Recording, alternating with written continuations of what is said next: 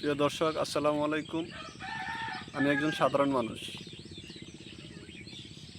আপনারা অবশ্যই দেখতে পাচ্ছেন সমসাময়িক রাজনৈতিক বিষয়ে বর্তমানে যারা জামাতকে পাশে নিয়ে আন্দোলন করছে, জামাত তাদের সর্বোচ্চ সহযোগী ছিল।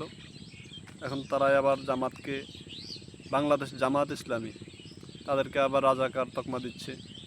এক সময় এই তকমাটা আওয়ামী লীগ দিত। এখন আওয়ামী লীগ থেকে বাহির হইয়া আওয়ামী লীগ যখন দেশ থেকে চলে গেছে, আওয়ামী লীগ সরকার যখন চলে গেছে, তখন আবার এই তকমাটা বিএনপি দেওয়া শুরু করছে।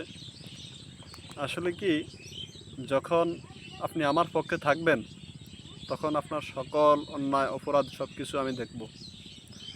যখন আপনি আমার বিরুদ্ধে চলে যাবেন তখন আপনার সকল অন্যায় অপরাধগুলো আবার পুনরায় ভেসে উঠবে।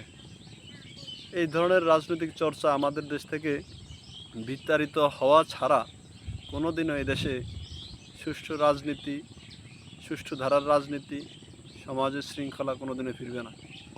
এই ধরনের সকল ধরনের কথাগুলো এই ধরনের কথাগুলো থেকে আমরা সবসময় বিরত থাকার চেষ্টা করবো, ইনশাআল্লাহ।